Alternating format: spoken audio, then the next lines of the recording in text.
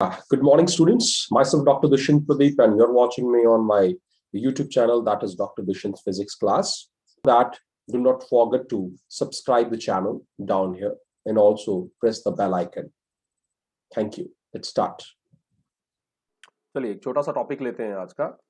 पहले स्टार्ट करते हैं, then we will move towards the trigonometry. Today's topic is related to gravitational force.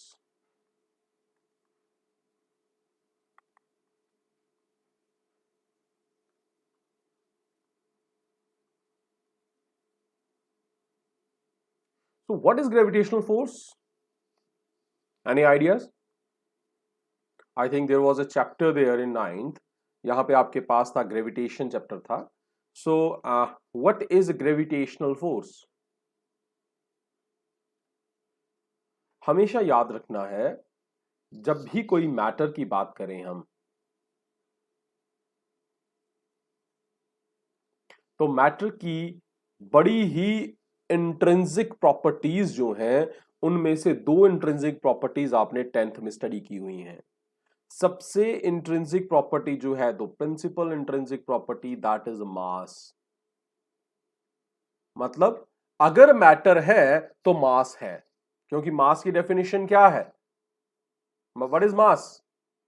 The matter contained in an object, matter contained in a body. Means अगर matter है तो मास है। दूसरी चीज, दूसरा एलिमेंट, दैट इज चार्ज। और अगर मास है, मैटर है, तो चार्ज है भाई। So mass and charge both are what? Both are the intrinsic properties of matter. They are the intrinsic properties. और बच्चे, इन दोनों इंट्रिंसिक प्रॉपर्टीज के कारण ऑब्जेक्ट्स को डिफरेंट टाइप्स ऑफ फोर्सेस लगती हैं। डिफरेंट टाइप्स ऑफ फोर्सेस, उनमें से एक फोर्स जो मास के कारण लगती है, that is gravitational force due to mass. ठीक है? और जो फोर्स चार्ज के कारण लगती है, that is electrostatic force. Electrostatic force. तो बात समझ आई मेरी? मैटर क्या था? कोई भी चीज जो भी हमारे सराउंडिंग में है, जिसकी वॉल्यूम है, जिसका मास है, दैट इज मैटर। और मास क्या है? मास है मींस अगर मैटर एग्जिस्ट करता है तो उसकी अमाउंट जितनी है, उसका कैलकुलेशन जो है अमाउंट का, उसकी क्वांटिटी का, that is mass. So mass is the amount of matter contained in an object. और दूसरी चीज, चार्ज। चार्ज भी एक इंट्रिंसिक प्रॉपर्टी है। चार्ज कैसी इंट्रिंसिक प्रॉपर्टी है, we will study it later on. But due to both mass and charge, object जो है वो दो डिफरेंट टाइप्स की फोर्सेस को एक्सपीरियंस करता है। पहले टाइप की फोर्स जो है, जो मास के कारण एक्सपीरियंस होती है, दैट इज ग्रेविटेशनल फोर्स। जो दूसरी है, electrostatic force, that is experienced due to charge. ये हमेशा याद रखना है। और नेचर में रहने वाली चार फोर्सेस हैं, चार मेन फंडामेंटल फोर्सेस हैं। उनमें से दो फोर्सेस जो हैं, that is gravitational force and electrostatic force. Both of them are due to the intrinsic property. ये किसके कारण है? ड्यू टू इंट्रिंसिक प्रॉपर्टीज के कारण। तो अब यहां पे हम जो अभी बात करने जा रहे हैं, वो बात करेंगे पहले, that is gravitational force. Gravitational force की बात करेंगे पहले। तो ग्रेविटेशनल फोर्स कौन डिफाइन करेगा?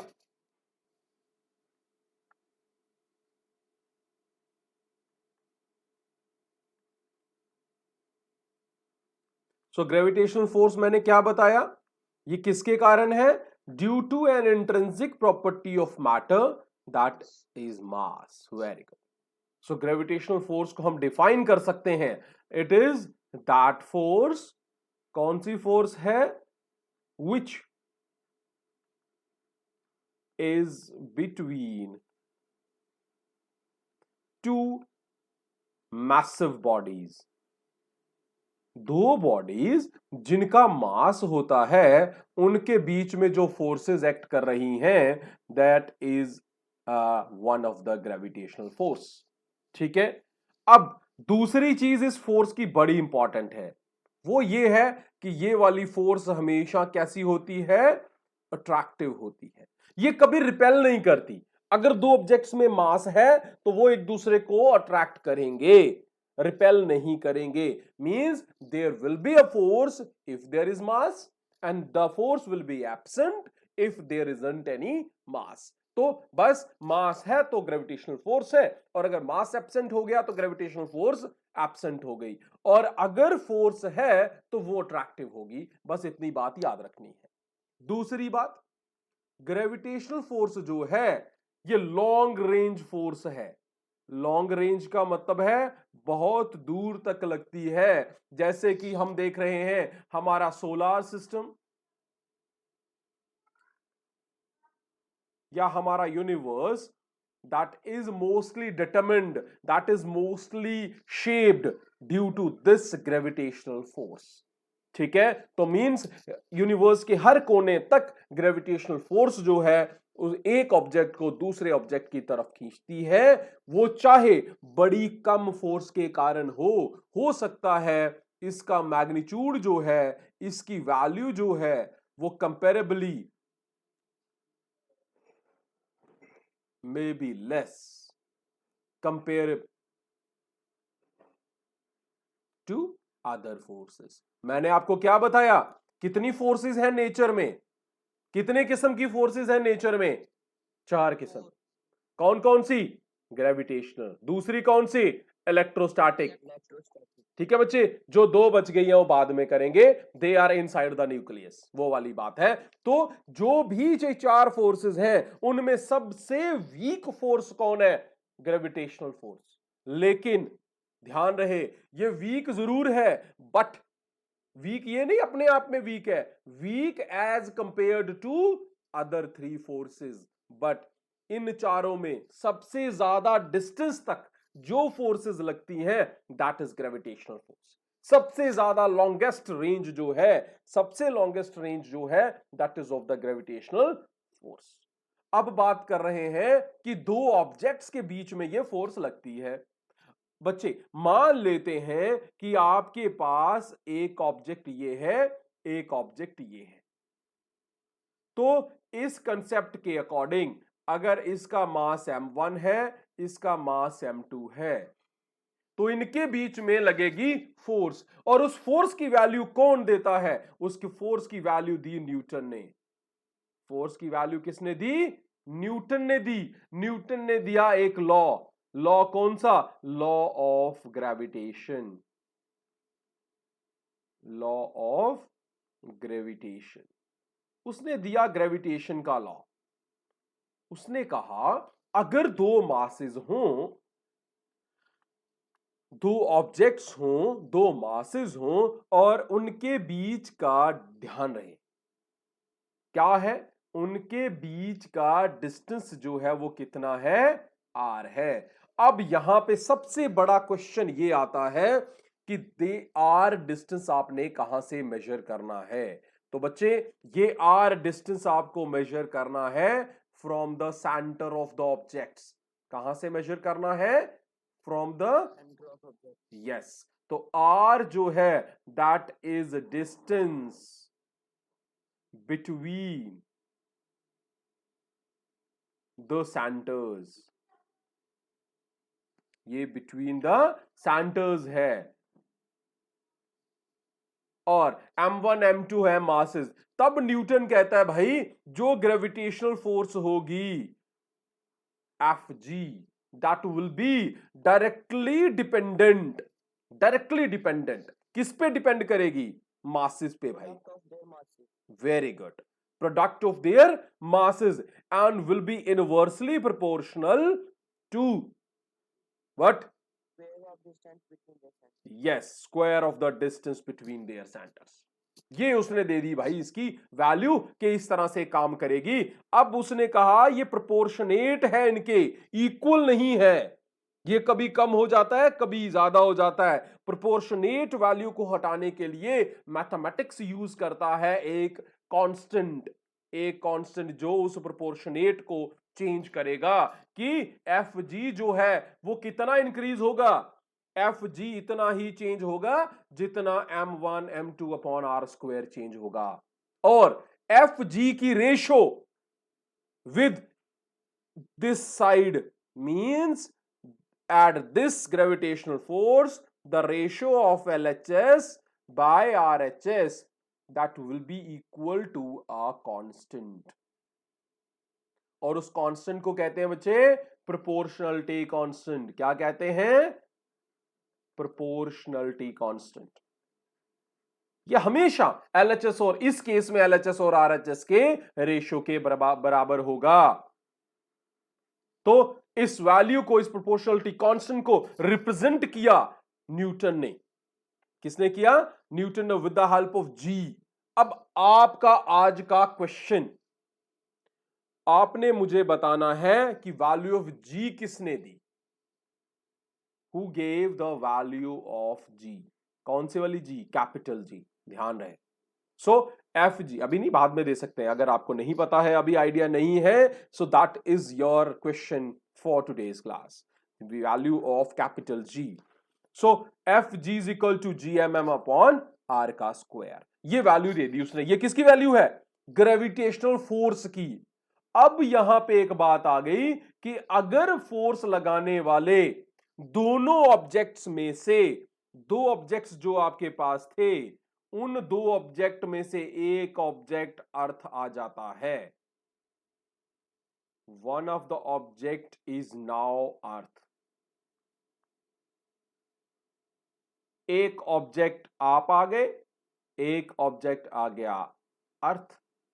ऑब्जेक्ट का मास आ गया स्मॉल एम और कैपिटल एम ले लिया मैंने मास ऑफ अर्थ। इन दोनों के बीच का डिस्टेंस जो है वो मैंने ले लिया capital R. That is just a representation, ठीक है? या कैपिटल आर अगर नहीं आ रहा तो लेटर ऑन अगर कहीं कंफ्यूजन होगी तो आर ही ले लीजिए, फॉर्मूला आपका सही रहेगा, कोई इश्यू नहीं है, ध्यान रहे। अब मास आ गया स्मॉल, कैपिटल मास आ गया। You have to get the value of F G. G एक मास बॉडी का, दूसरा मास अर्थ का अपॉन स्क्वायर। अब ये जो है ये क्या है भाई? ये किसकी फोर्स है? जो हम सब पे लग रही है। अगर हम अपने आप को स्मॉल एम से रिप्लेस कर देते हैं तो आपके पास स्मॉल एम अगर आप हो, मैं हूं, तो हमारे ऊपर कितनी फोर्स लग रही है? F G. और इसको नाम दिया गया, इस एफ जी को सिर्फ एक सेलेक्टिव केस के लिए, जब एक बॉडी एक ऑब्जेक्ट अर्थ है। In that case only this gravitational force can also be known as gravity, just only। तो ध्यान रहे, gravity is what? Gravity is a force, gravity is a force, ठीक है? ये आ गए आपके पास ग्रेविटी। बच्चे यही वो ग्रेविटी है जिसके कारण अर्थ हमें अपनी तरफ खींचती है। और इसी ग्रेविटी का मेजरमेंट कौन करता है? किसकी हेल्प से करते हैं हम measurement? With the help of weight, ठीक है? तो जो मेजरमेंट वेट की होती है वो किलोग्राम नहीं है, दैट इज अ फोर्स। और फोर्स के यूनिट्स बच्चे होते हैं न्यूटन। तो न्यूटन है यूनिट वेट का। तो वेट का यूनिट न्यूटन क्यों है? क्योंकि वेट फोर्स है। कौन सी वाली फोर्स है भाई? ग्रेविटेशनल फोर्स है। क्योंकि वेट की डेफिनेशन क्या है? It is that force with which earth attracts us towards its centre, towards its centre. चलिए, अब फोर्स है, हमने पीछे पढ़ा था कि भाई फोर्स तो एक वेक्टर होती है। क्या होती है? वेक्टर होती है। इसका मतलब है फोर्स की डायरेक्शन होगी। हम जिस फोर्स की बात कर रहे हैं वो है ग्रेविटी या weight. So if this is earth and you are outside on the surface, anywhere at that time you would experience a force that will always be towards the center. हमेशा याद रखना है कि ये ग्रेविटी जो है ये हमेशा किस तरफ होगी? towards the center. It will always directed towards the center of earth.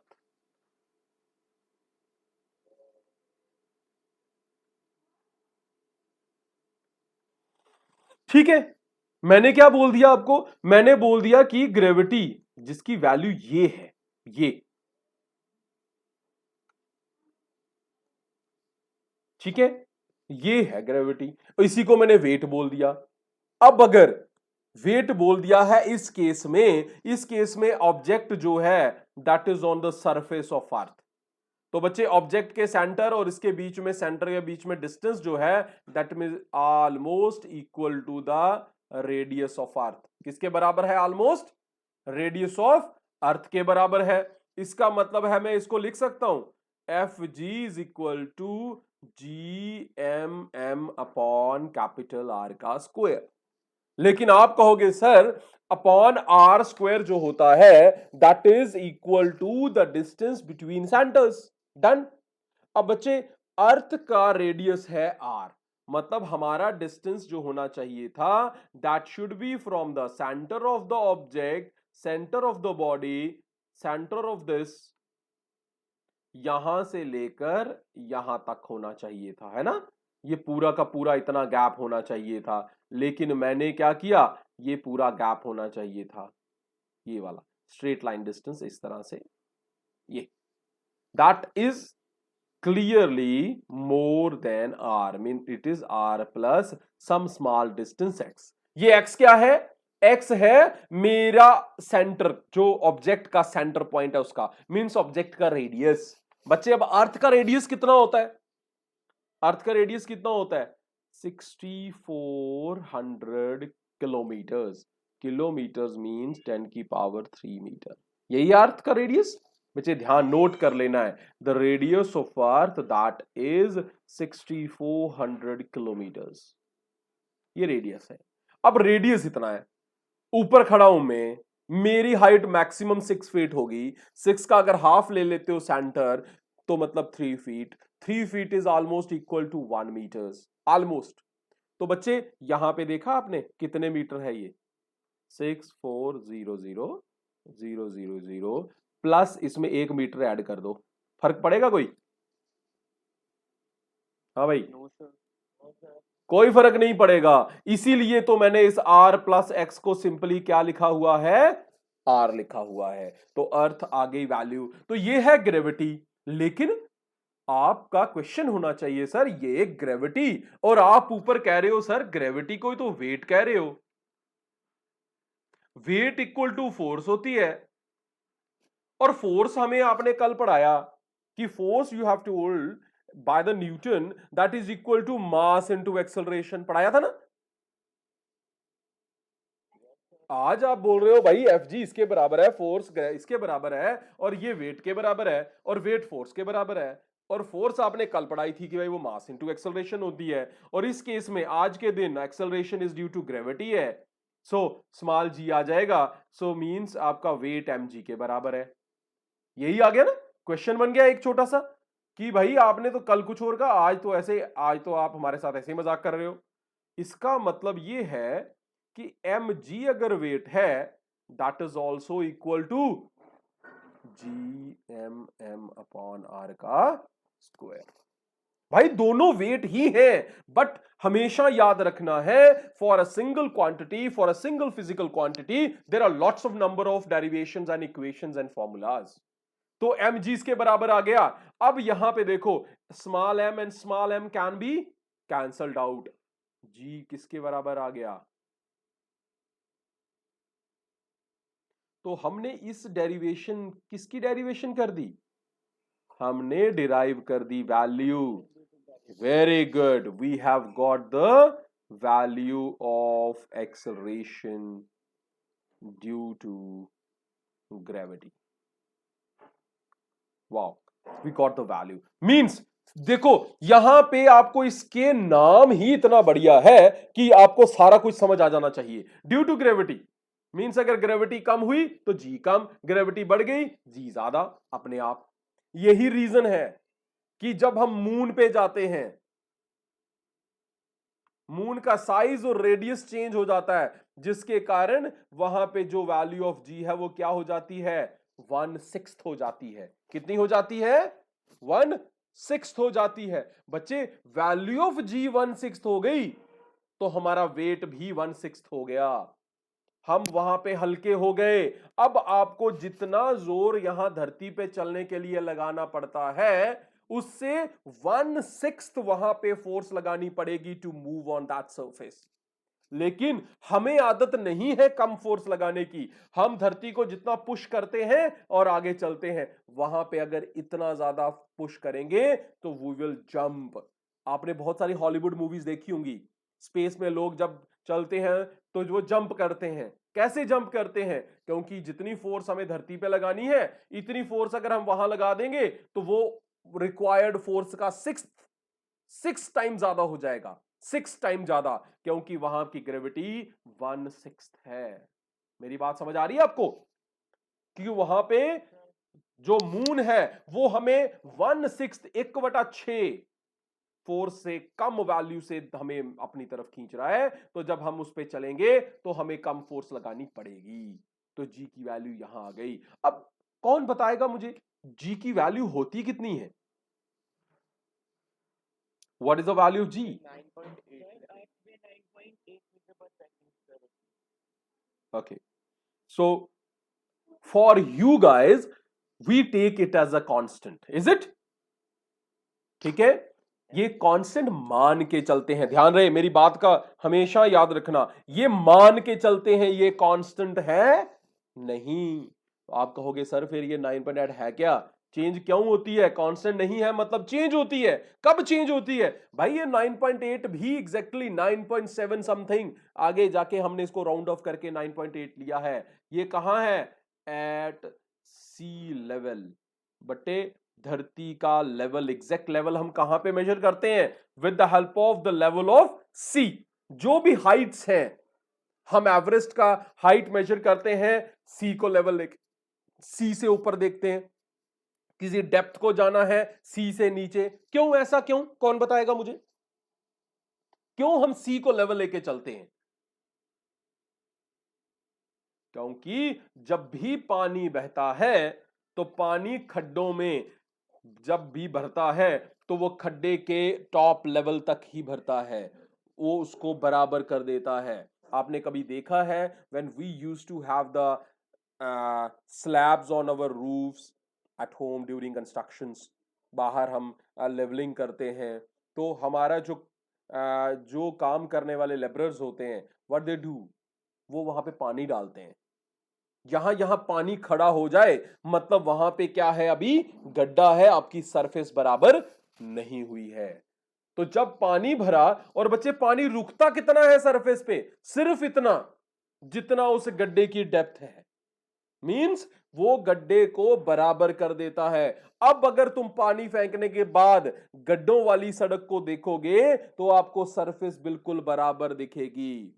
कभी कभी गड्ढों वाली सड़क पे ड्राइव करते हुए हमें पता ही नहीं लगता कि सरफेस के ऊपर गड्ढा कितना गहरा है, तो हम वहां के बीच चले जाते हैं, we use to have some shocks over there. बात समझ आ रही है? तो सी लेवल क्या है, पानी का जो लेवल है, जो धरती के ऊपर क्रेटर्स बने हुए हैं बड़े बड़े, उनको फिल करके एक लेवल सरफेस बना रहा है। इसलिए जब हम बाहर से दूर से देखते हैं तो हमें इतने बड़े क्रेटर्स नहीं दिखते। यहां पानी होता है वहां क्रेटर्स दिखते ही नहीं है, क्योंकि वहां पे पानी ने उन क्रेटर्स को बिल्कुल सरफेस की लेवल के साथ कर दिया है। तो सरफेस की लेवल मीन सी लेवल के ऊपर इसकी वैल्यू कितनी है, जी। इसका मतलब है अगर हम हाइट पे जाएंगे, हमेशा याद रखना है बेटा, हाइट के साथ जी चेंज होता है। अगर हम उस सी लेवल से नीचे जाएंगे जी चेंज होगा, जी रोटेशन के साथ चेंज होता है। और last but very important, earth sphere नहीं है, पता है ना आपको? आपको मैंने एक क्वेश्चन क्या दिया है, आपको मुझे वैल्यू ऑफ जी देनी है। कल आते ही पहला आपने मुझे वैल्यू ऑफ जी देनी है। दूसरा, अर्थ के दो रेडियस हैं, ठीक है, हम उसे कहते हैं, एक कहते हैं पोलर रेडियस, एक कहते हैं इक्वेटोरियल रेडियस। अब आप देखो वैल्यू ऑफ जी की वैल्यू को ऊपर ध्यान से देखो, वैल्यू ऑफ जी जो है वो आर पे डिपेंड कर रही है ना, इनवर्सली प्रोपोर्शनल है। अगर आर बड़ा हो जाए, आर क्या हो जाए, बड़ा, जी की वैल्यू कम। अगर आर छोटा हो जाए, जी की वैल्यू ज्यादा। तो आपने मुझे कल, अब मैं आपको बता दूं कि पोलर रेडियस और इक्वेटोरियल रेडियस बराबर नहीं है। धरती जो है वो कंप्लीट स्फीयर नहीं है, वो एक एलोंगेटेड स्फीयर है। Means we are having one radius, one diameter which is greater than other. एक डायामीटर जो है नंबर वन ये बड़ा है, नंबर टू छोटा है। एक को पोलर है, एक इक्वेटोरियल। आपका दूसरा क्वेश्चन, आपने मुझे बताना है कि धरती का इक्वेटोरियल और पोलर रेडियस में कितना डिफरेंस है। बात समझ आ गई? तो यहां पे मैंने आपको चार चीजें बता दी, चार डिपेंडेंस बता दिए, चार वेरिएशंस बता दी। किसकी? जी की। जी किन चार चीजों पे डिपेंड करता है? Height of earth from the surface of earth, depth below the surface of earth, rotation of earth क्योंकि अर्थ हमेशा अपनी एक्सिस पे रोटेट करती रहती है, और fifth one the radius of earth. Means आप इसे सिंपली कह सकते हो बेटा, शेप ऑफ अर्थ पे डिपेंड करती है। किस पे डिपेंड करती है? Shape of earth. अर्थ की शेप टोटली इक्वेटर नहीं है, it is almost Oval. Oval है मींस इसका एक रेडियस दूसरे रेडियस से, एक डायमीटर दूसरे डायमीटर से बड़ा है। जहां पे रेडियस बड़ा होगा वहां वैल्यू ऑफ जी छोटी होगी, और जहां पे रेडियस छोटा होगा वहां पे वैल्यू ऑफ जी बड़ी होगी। ये बातों का ध्यान रखना आप लोगों ने। बात समझ आई? सो वैल्यू कितने पे डिपेंड हो गई, कितनी चीजों पे वेरी करती है? चार चीजों पे वेरी करती है। आ गया समझ? तो आपको आज का होमवर्क पता चल गया, आपने ये तीन वैल्यूज मुझे बतानी है, ठीक है। और जिसने जी की वैल्यू दी है मुझे बताना है कि उस वैल्यू उस बंदे ने और क्या किया था, उसका कौन सा किस चीज का क्रेडिट दिया जाता है। Search for it, go for it, ठीक है। आपने मुझे बताना है जिस बंदे ने वैल्यू ऑफ जी दी थी, ये वैल्यू ऑफ जी तो पता है ना कितनी होती थी, कितनी होती थी value of G? 6.6 10 raised to power -11 newton metre square पर किलोग्राम स्क्वायर। ये वैल्यू है बेटा, मुझे वैल्यू से कोई लेना देना नहीं है, बट ये वैल्यू ऑफ दी किसने दी थी, ये वैल्यू निकाली किसने थी, उस बंदे के नाम और क्या क्रेडिट है, बहुत इंपॉर्टेंट क्रेडिट है उसका, उसने कोई बहुत इंपॉर्टेंट काम किया था। दूसरी चीज, radius of equator of earth and the pole of earth, polar radius और इक्वेटोरियल रेडियस आपने मुझे बताने हैं। बात समझ आ गई है? यहां तक कोई क्वेश्चन है किसी का?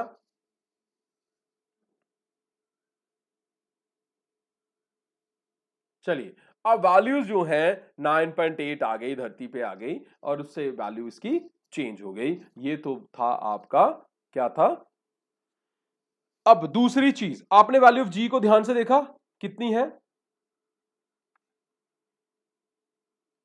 Are square. इस वैल्यू ऑफ जी में जी तो कांस्टेंट हो गया बेटा, ध्यान रहे ये कैपिटल जी यूनिवर्सल कांस्टेंट है, this is a universal constant, इसकी value throughout universe change नहीं होती। मास ऑफ अर्थ भी कांस्टेंट है, आर भी कांस्टेंट है, ठीक है। कहां पे? सिर्फ सरफेस पे। अंदर जाओगे तो रेडियस छोटा हो जाएगा, बाहर आओगे तो रेडियस बड़ा हो जाएगा। मतलब आर चेंज होगा तो सब चेंज होगा, एम चेंज होगा तो सब चेंज होगा, जी तो कभी चेंज ही नहीं होगा। डन। दूसरी चीज, यहां पे आपने एक चीज नोट की है, यहां पे ऑब्जेक्ट रिलेटेड कोई भी क्वांटिटी नहीं है, ऑब्जेक्ट मास इज एब्सेंट, है ना। फॉर्मूले में मास ऑफ ऑब्जेक्ट जो पहले था, अब मास ऑफ ऑब्जेक्ट यहां पे क्या हो गया? एब्सेंट हो गया। इसका मतलब यह है कि आप बड़े से बड़े पत्थर को ऊपर से नीचे फेंकेंगे या छोटे से एक बिल्कुल चिड़िया के पंख को नीचे फेंकेंगे, for both the value of G will remain same, value of G will remain same. किसके बीच में? Means it is independent, independent of mass of object. तो ये बड़ी बड़ी आप अगर you are a physics lover, you may have seen some of the videos, वहां पे ये बताया जाता है बच्चे कि अगर आपके पास ये हाइट है, इस हाइट से अगर आप एक स्टोन को नीचे फेंकते हैं और सेम हाइट से सेम एक फीदर को नीचे फेंकते हैं,